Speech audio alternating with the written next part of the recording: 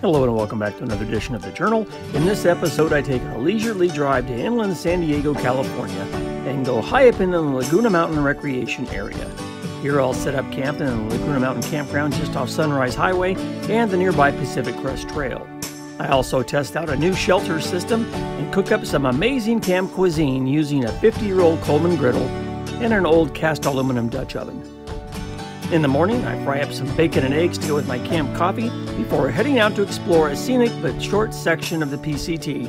and take in some amazing mountain views before heading home. The Laguna Mountains are located in eastern San Diego County and are bordered by the Kwaaymii Mountains on the west and the lower Colorado Desert on the east, where the mountains form a steep drop along the Laguna Salada earthquake fault and give you a bird's eye view down into Anza Borrego Desert State Park.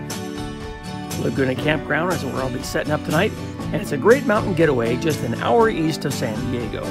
Campers can enjoy cooler temperatures, unique natural areas, and an extensive trail system at this mountain facility from summer through early fall. And in the winter, it's just high enough to get the occasional snow, and that makes for a great spot to take the kids for some snow play without having to drive all the way up into the San Bernardino Mountains and fight the hordes of snowboarders and skiers heading up the mountain. The Laguna Campground is big, and it boasts 5 separate loops of campsites. They even got one that's ADA compatible. All the campsites come with fire rings and a picnic table, but there are also flush toilet restrooms and coin-operated showers. That's a luxury not often seen at campgrounds. The campground sits at an elevation of 6,000 feet and is forested with pines and oaks that provide plenty of shade, and we'll get a closer look at that a little bit later. The area is also home to many species of birds as well as the endangered Laguna skipper butterfly. Little Lake Laguna is located just a short distance from the campground, and it's an excellent hiking destination for photographers and visitors looking to explore the area. The Laguna Mountain Recreation Area is also known for great horseback riding, mountain biking, and hiking trails. Visitors can get their boots dusty on the Laguna Meadow Trail system, or they can access a segment of the 2,650-mile Pacific Crest Trail. Wildflowers are usually abundant in April and May on the Big Laguna Trail, which takes visitors past Big Laguna Lake. In wet years, there's water in the Big Laguna Lake by December or January, and ducks and other birds can be found. The San Diego State University Observatory also sponsors star parties for campers most Saturday evenings during the summer. At $29 a night for a single unit, and that doesn't even include the $8 service fee for recreation.gov, price seems a little steep. But you get what you pay for up here in this scenic section of inland San Diego County, and in my opinion, it's well worth it. Here's a trick I learned. When I arrived, I ran into a friendly young couple who were the camp hosts. Remember, this campground's big, so they've got 2 full-time hosts here.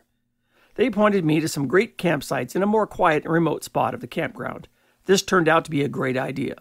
I was lucky enough to get a great walk-up campsite, and I had the entire place all to myself. The other great part about this campground is that the P.C.T. goes right by the campground, making a great spot to hang out after doing a short section of the Pacific Crest Trail. The first 110 miles of this trail is known as Section A, which starts in Campo and traverses through the Cleveland National Forest and passes right through the Lake Moreno County Park, tunnels beneath Interstate 8, and climbs through chaparral, scrub oaks, and pines, all the way to the rim of the Laguna Mountains. Okay, so you got the idea. So let's head up to this quaint mountain town of Julian and up into the Laguna Mountains.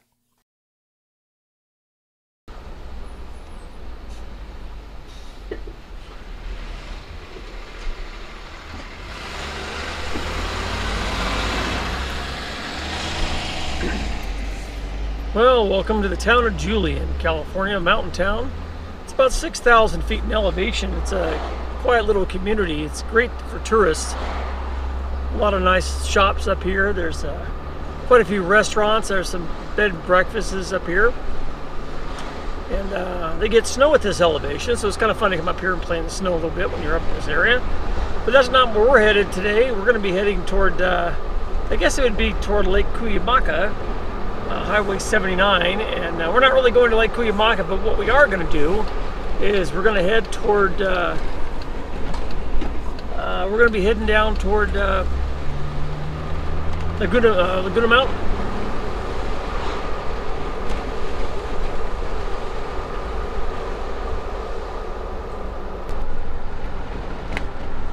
Well, I made a left off of Highway 79 just after I passed Julian, and a turnoff to Lake Kwaaymii to the right.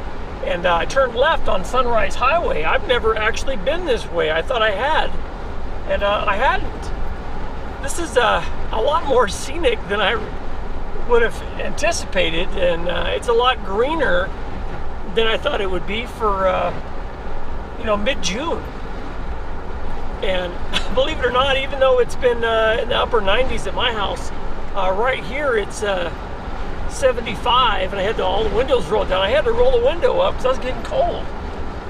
And it's pretty windy. You can see up in the desert, on the other side of these hills, a couple spots there was a view, and you can see all the dust kicked up. So it might be a little windy here while I'm camping out. Well, I just passed the Pioneer Mail Trailhead, so it must not be that far from where I'm heading. In fact, I can see it on my GPS coming up here in a little bit. I also read somewhere that there's an observatory up here, and I think it looks like maybe that's a Doppler radar station, maybe. And like University of San Diego or San Diego State has an observatory up here. They have classes up here, so you probably have a really good dark sky up here. Maybe we'll get lucky. It's been so clear. Maybe we'll get to see some stars tonight. Well, here's the Laguna and El Prado Campground. Let's see what we can find today. Well, we're driving into the Laguna and Prado Campground. The Prado Campground, I believe, is a group campground. Let's check out this sign here. I don't know if there's a... This is where you pay your fees. Campsite, $29. All right. Checkout time is 11 a.m. Now, some of these sites were reservable and some were not. When I arrived at the Laguna Mountain Campground, I mistakenly drove into the group campsites before first getting back on track. I took my time and drove all around, checking out the layout of the campground, looking for the best campsite, not only for tonight, but for another time, because, oh yeah, I'm coming back. The Big Meadow is the main draw for most people, and while the campsites around this stunning mountain meadow are scenic, the wind seemed to howl as it picked up speed over the yellowing grass of the meadows. The campsites in this loop also seemed a little closer together, and they reminded me just a little bit like the campsites in Yosemite Valley. All the really great sites were already taken by families camping with tent trailers and small motorhomes, but there were some dome tents scattered about. I'm sure these prime sites get reserved way ahead of time, maybe within a few minutes of when they open up on recreation.gov. There were a few open sites, but I decided to keep on cruising through the campground to see what else the Laguna Campground offered. There were several loops to consider. The Meadow Loop is the one I just drove through, the Shady Loop, the Sunny Loop, and the Roadside Loop. Having cruised through all but the least interesting sounding loop called the Roadside Loop, I decided no tour would be complete without at least checking it out first. As soon as I pulled over a slight hill, I ran into the young couple riding in the golf cart. They couldn't have been much over 30. They introduced themselves as the camp host, and the guy checked the fire rings to make sure the fires were thoroughly out and cleaned, while she checked the reservations clipped to a wooden post out front of the campsite. I spoke to the woman who told me her favorite campsite was campsite number 75, just up the road. She also suggested that sites from 90 to 97 were also some of her favorites. She said they were all well shaded and large, but they required just a little walk from their parking space. I drove past 75 that indeed looked really nice, but I decided to go to the walk-in sites. When I arrived, I discovered these were awesome, very large and covered with large trees, providing ample shade, and there was nobody behind you except a steep hillside that did a great job of blocking out that strong breeze. As soon as I saw site number 95, I knew it was perfect. I dropped my folding table and some supplies and drove back toward the entrance to pay the campground fee. Returning to my tent site, I began to unload my gear and went to making a quick lunch. After all, it was getting late, and if I wanted to test out my Coleman grill, I had to get going. Now, my new tent is a 230900 dual swag. Well, I'll explain that in a minute. It weighed 30 pounds. That white folding table I've been using weighs another 30. And that damn ice chest loaded with food and drinks, it must weigh over 50. But I won't have a camp trip without the refreshments. Then you add the lanterns, the camp stove, the griddle, the chair, and that big old bundle of firewood. Well, you can see about how long it took me. By now, it was not only hot, I was hungry. Well, I got to camp here in the Laguna Campground, and I'm in site number 95. I got here about 1:30, I guess, and I just kind of threw some stuff up here real quick, and I'm going to make me a grilled turkey melt this afternoon. It'll be my lunch. And then I'm not even done setting up camp. I still got stuff piled up on the picnic table, and I'm going to set up my tent over here in the shade. It's a little cooler than I thought. I thought it would be kind of hot, and it's only 73 with a breeze, so it's a little chilly right now, actually. But this turkey melt's going to warm me up, and I've also got beer to go with it, so I'm going to be here solo tonight. It's going to be more of a gear test than anything else. I'm going to test this new 230900 swag that I have, and I also brought a couple of kerosene lanterns. I'm going to use those instead of the general Coleman's that I use, and we'll see how tonight goes. I'm also going to be making some fresh bread in my cast aluminum Dutch oven, so that ought to be interesting too. I want to start that here in a little while. Making a grilled turkey melt here in the old Coleman griddle, and this gets a little more toasted. I'm going to have my lunch out here.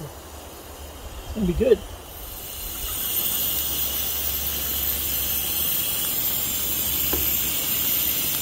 Well, that's what I'm talking about. Ice cold beer. Fresh, cheesy turkey melt right off the Coleman stove.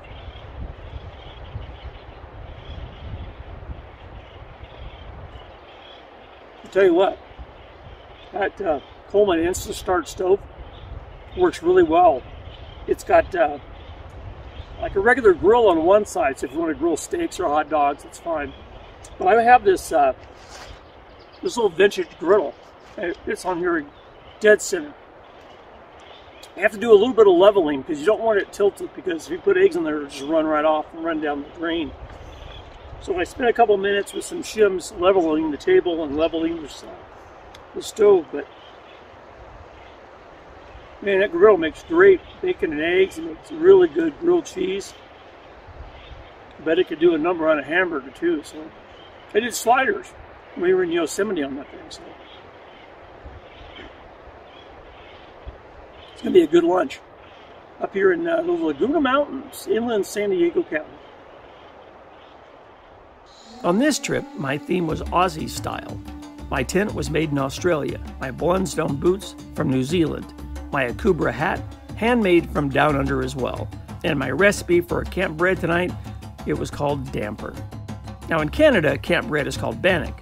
The cowboys called it hardtack, and the Indians called it fry bread, but the Aussies cooked it directly on the coals of the fire and called it damper.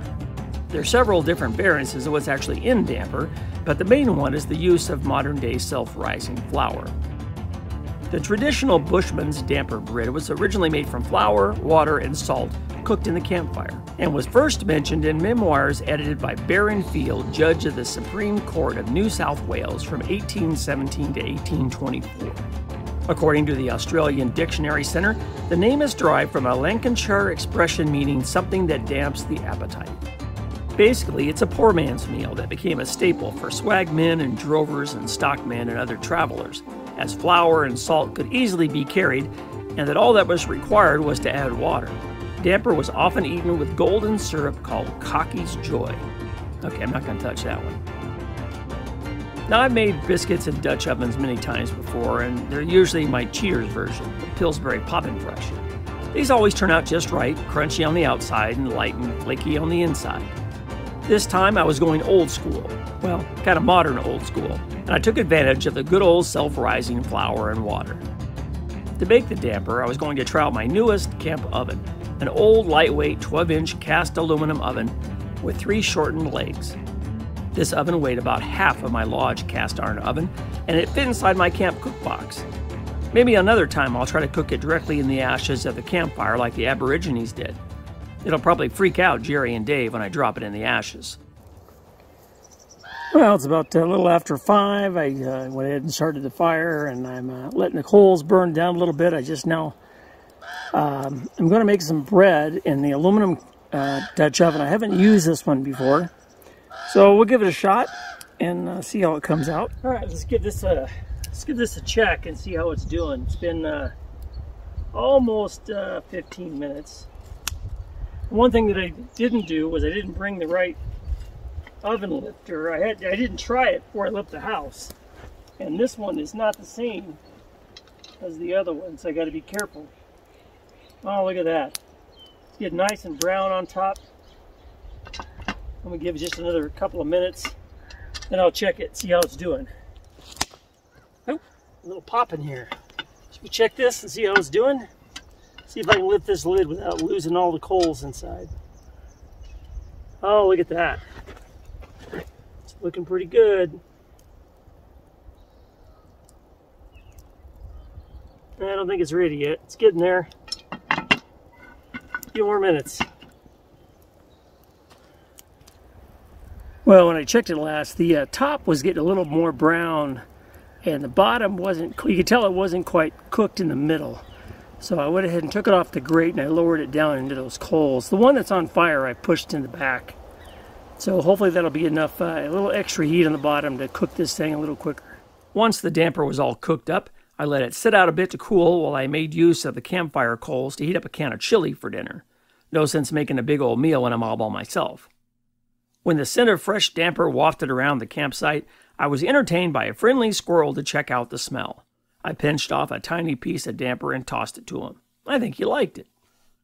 While I watched the chili start to bubble, a pair of acorn woodpeckers flew around playfully from a tree nearby as the ravens squawked noisily from the higher branches. A movement caught my eye under the tree, and suddenly a large hen turkey came slowly strutting through the tall grass. This was a friendly place, and I think all the birds were interested in who was visiting their home in the forest. When the chili was piping hot, I spooned it into an enamel bowl, and I busted off a chunk of that fresh damper and stuffed it in. I sat back in my camp chair, and the old Australian military servicemen called them chairs millionaires, a reference to what was a luxury, as to not have to sit on the ground while eating their meals. So I've got my fire going pretty good here, and heated up my chili.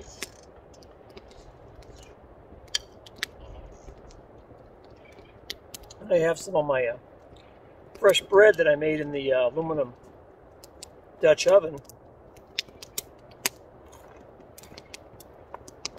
And it's pretty good. It's cooled down a lot since I got here. It's probably in the low 60s, upper 50s, and a little bit of a breeze. So you can kind of feel it a little bit. I'm going to have to scoot over here. I mean, a little too close to the fire. I can feel it on my leg right here. It's getting hot. But it's a really nice spot here. It's real quiet. I saw a turkey earlier. A pair of turkeys came through camp. And they were probably 50, 60 feet away. And that's all I've seen so far. A squirrel was trying to raid my Pringles over there. I had to put those away. And then the acorn woodpeckers have been flying from tree to tree all afternoon. So I have my trail cam, and I'm going to try to set that up tonight. And then maybe if I get lucky, I'll get some wildlife walking through camp. Maybe a deer or bobcat, a fox, or coyote, maybe, who knows. Maybe just more turkeys. Maybe a mountain lion.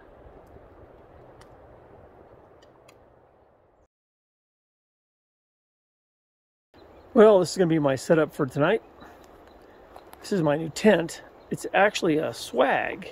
It's a 23-0 900 King Single Swag. That's what it's called.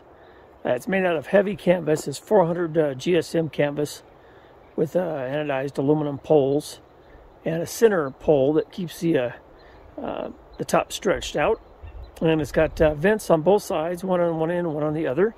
It's called a dual swag because the canvas is flipped back on this side, but on the other side it does the same thing. So I can actually open this all the way up. And inside, I've got a really nice 70 centimeter mattress, which is about 2.5 inches thick.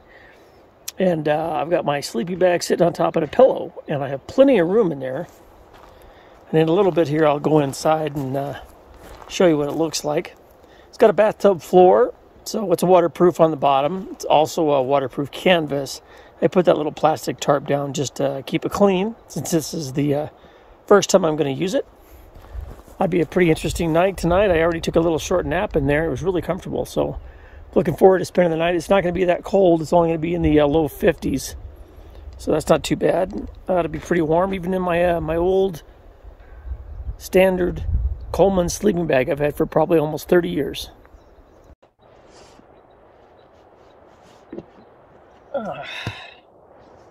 Well, this is living here, man. This is really comfortable. This is by far the most comfortable sleeping arrangement I've ever had on a car camping trip. This mattress, if you can see this, is almost 3 inches thick, and even when I turn on my side, I can't feel the ground. And I can bring my pillow from home, and because this opens up, it almost opens up almost to the center line. I have a great view of the stars tonight, so it's going to be awesome. And if it starts getting a little buggy, I can just pull this down, zip it up, and be bug free for the night. But I like it. I like it open. It's totally easy to get in and get out. And the great part is it's not directly over your head. So if I sit on the edge here, I can actually sit out front like this, especially if I put something down to sit my feet on so I don't get all dirty. And I can actually sit here and look around. I can sit here and have my coffee. And if I want, I could just lay in bed and put my coffee cup right here and have my morning coffee, watch the sun come up. So anyway, it's going to be interesting tonight to see how well I do in it. I'm looking forward to it. It's not something you'll ever take backpacking. It weighs almost 30 pounds. But man, it's comfortable. I'm really looking forward to it. I'm going to have a good night's sleep tonight. Well, here's another better view. The sun finally went behind the hill there. And you can see a little better into my swag. See, I've got plenty of room. That's a full-size sleeping bag. I've actually got a vent on that end, and I've got an extra. I could probably pull the sleeping bag down a little bit. And that's the other end. And I'll show you the other side here real quick. As my fire finally decided to light. That wasn't any big hurry because it's not dark yet. I don't have that much firewood, so. After dinner and my one dish I cleaned up, I decided to go for a little stroll to the end of the camp road to see where it went. I could see a large pipe gate ahead, so I knew it didn't go far, but I had seen 2 hikers heading up that way. Well, according to the Seek app, this is a California black oak. I knew it was an oak, but the leaves, the indentations are real deep. And it looks different than the other ones, so at least now I know this is a black oak. When I returned back to my quaint little camp, I fanned my akubra over the hot coals until the kindling I had placed on top erupted back into a nice low flame. It was just now starting to get dark, so I relaxed in camp listening to the forest until the stars began to emerge above the tree canopy.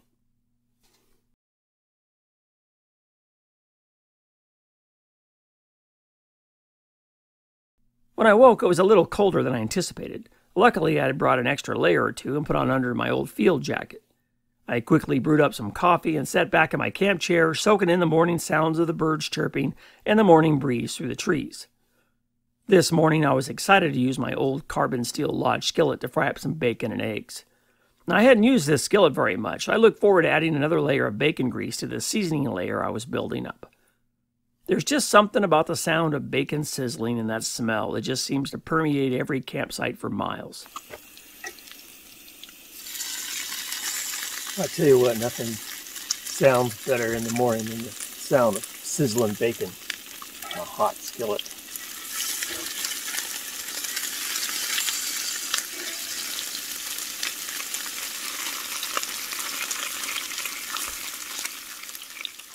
Well, if you're going to have bacon, you got to have eggs.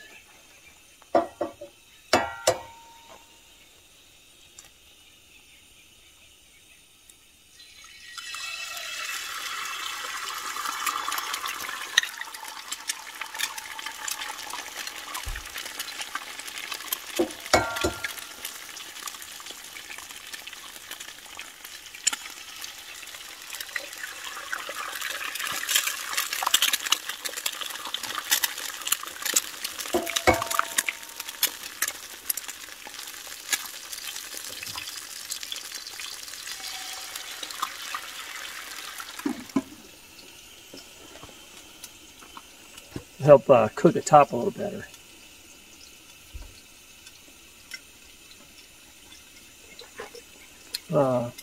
It's pretty uneventful night. I checked the trail cam, nothing. Just me going in and out of the tent to go pee, and that was about it. No sounds at all, nothing. No birds, no rustling in the bushes, nothing. This is a really large campsite. I think Jerry would really like this, and so would Dave. And the next campsite is over there quite a ways. And because they're kind of walk-in campsites, you don't have, oh, just to crack that one. All right, let's give him a flip.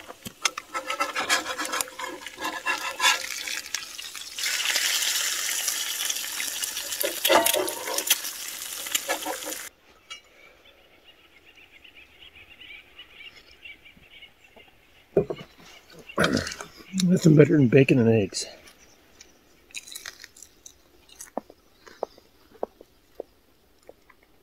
Nice crispy bacon. I don't normally eat 3 eggs in the breakfast, but I thought, well, when you're camping, all that hard work, you work up an appetite.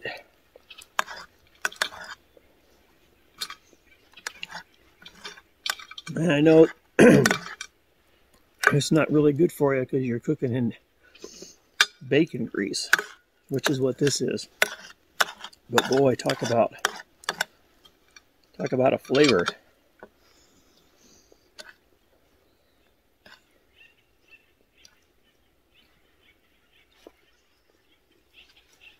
Now, I've seen several people walk up the campground road, which is kind of over that direction. It goes up a little ways and there's a gate. You can walk around it. And I looked at the map. It doesn't look like it really goes anywhere, but everybody keeps going that way. So I'm curious if there's a trail over there somewhere. I did go over there a little ways earlier. Oh, it was a blue jay. It's almost like a violet color. It's kind of pretty. It's kind of like a big house, but it looked like it was abandoned. But maybe it's like a ranch cabin or something. It could be part of the park here. I'm not really sure. Part of the campground, but anyway, I'm just going to finish my breakfast here before it gets cold. Enjoy my bacon.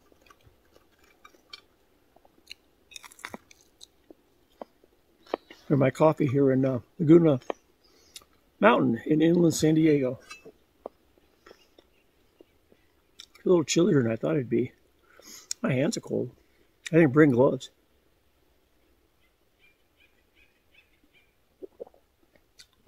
This was a nice campsite, and it would have been nice to stay here a couple more days.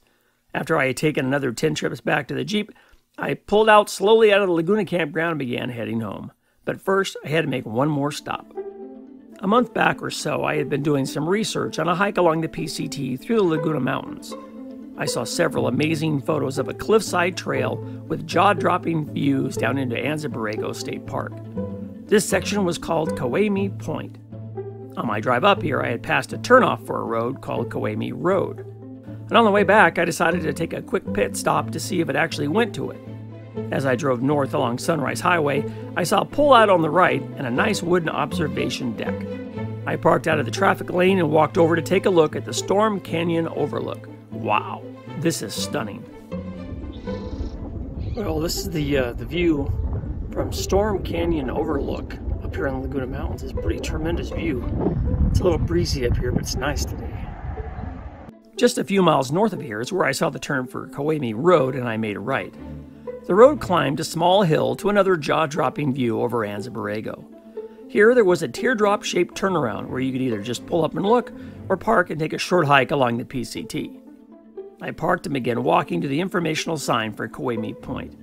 Just past this was a dirt trail around a galvanized metal guardrail. This was the Pacific Crest Trail. I eagerly hiked along the cliff edge toward orange sunburnt rocks and monuments dedicated to loved ones that had lost their lives. Well, good morning. I'm just taking a really short walk. I mean, literally, it's a couple hundred feet off where I parked. And I wanted to show you this. I'm along the P.C.T. right off of Sunrise Highway. And this is what I wanted to show you. This is a memorial to people that have lost their lives on the P.C.T. and I don't know if it was this section or just the P.C.T. in general. But I've seen this before, and I always wanted to come here. I didn't know you could drive right to it almost. It's a really short walk. But the P.C.T. from that direction is coming south, going north. And the direction behind me is north of the P.C.T. And obviously it's windy up here because the view we have from here is phenomenal. I'll show it to you here in a second.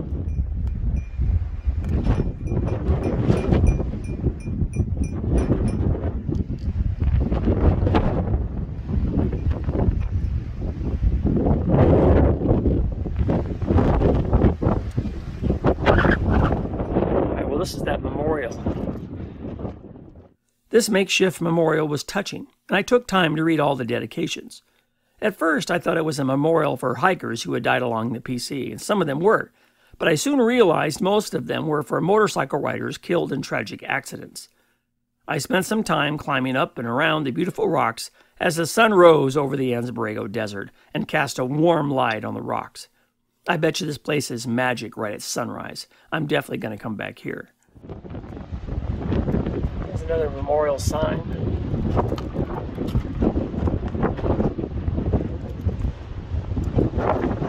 And then there's also another one over here. Oh, there's several, actually. Ray Peterson. Now, I'm going to go up here and I'm going to show you this view. It's windy, so it's going to be noisy. Al Cabral, 2012 he passed. I like the little comment. I told them I was sick. How about this one? Fly high, go far into the eternity, soar with the angels. Well, you can sure do that from this spot, that's for sure. Wow, this is phenomenal. That's the Anza-Borrego Desert over there. That's looking pretty much due east. Salton Sea is to the right there behind that hill. You can't see it. Can't believe how green it is up here. There's some more memorials on this side.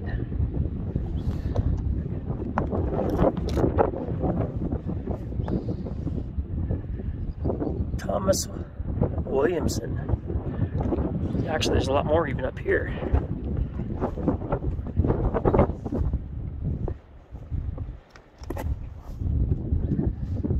David Rutherford.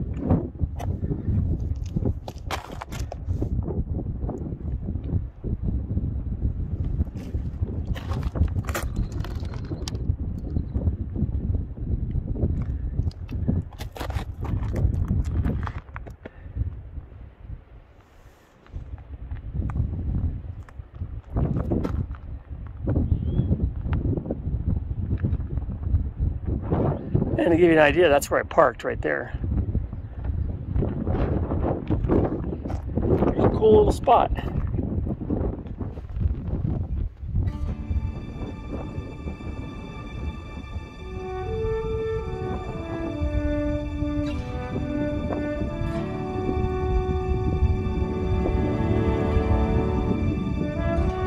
Well, that was very interesting. I didn't even know that existed. That was I don't know how you pronounce it. Kwaaymii, I don't know how you pronounce it, but it's an overlook off the P.C.T.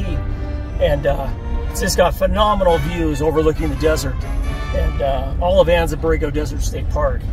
And you know, it's you know, getting close to summertime, and it's heating up. And even though it's only 8 o'clock in the morning, it's already 67, and it feels a lot warmer than that because the sun's coming down right in your face. But anyway, that was kind of an interesting little side trip. I got to remember this next time I come up here with the guys and we go check out some of the Laguna Mountain area. We really haven't done a lot of exploration up here, so we definitely owe it to ourselves to come back up here. The campsite I was at last night was phenomenal, and I think almost all of them were. Some of the ones that were in the meadow were a little too windy. So even though mine was way back in the sticks and it was more of a walk-in campsite, I had to make 10 trips with my stuff, which was kind of a pain, but it wasn't that big of a deal. But the payoff was that there was nobody around me. The campsite next to me was empty, and even that was you know, 50 yards away, and it was, you know, through the trees. You couldn't really see it. But on the other side of me, it was empty, And then on the one on the other side of that, there was a guy that was there, but he was 200 yards away from me. So, and I think one car the entire time I was there from 2 in the afternoon until I left this morning went by. There was a potable water right there. There was a water spigot right outside my campsite, and there was a bathroom right on the other side of where I parked. So that was pretty nice.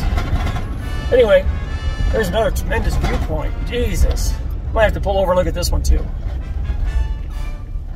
This is a lot more scenic than I thought it would be. It's going to take me a while to get home because these are all the spots that I didn't stop at on the way out here. I'm going to check them out. It looks like I can see the P.C.T. down there. The ride home was pleasant, and I drove home with the windows down in the Jeep. I did make one last stop in Santa Isabel, just past Julian, for a stop at the Julian Pie Company to pick up a Dutch apple pie and a cup of coffee for the ride home. This was a great little trip. The Laguna Campground was a lot nicer than I anticipated, and that drive up along Sunrise Highway was tremendous. I can't believe I've waited this long to hit up there. There is one thing, though, that keeps gnawing at me. I really want to hike out to Garnet Peak. It's only a few miles from the highway, and I could see it jutting out, and what I can imagine is a spectacular view over the Anza-Borrego Desert and the Salton Sea. Maybe one day I can talk Jerry into Dave into heading up here for a quick trip to the Laguna Mountains before our fall backpack trip. Well, that'll do it for this edition of the Hiking Journal, my solo trip to the Laguna Mountains. In this episode, I got to test out some new gear, some old gear, and I took in some magnificent views over the desert along a scenic Sunrise Highway. In the next episode, I take a solo hike back up to the Desert Divide, this time on the Fobbs Trail. Here I hike up to Palm View Peak, one of the 9 peaks along the Desert Divide, and I take in some amazing desert scenery. Also, there's some fascinating history that goes along with this adventure. You'll also learn about the 1960 Fobbs Ranch in Dutchess Canyon, once home to psychologist Timothy Leary, that served as a gathering place for Leary and his Brotherhood of Eternal Love, otherwise known as the Hippie Mafia. You'll also learn about YouTube star Logan Paul. And how is that related, you might ask? Well, as the 1960s legend Timothy Leary put it, tune on, tune in, and drop out. Anyway, take care and I'll see you down the trail. Bye-bye.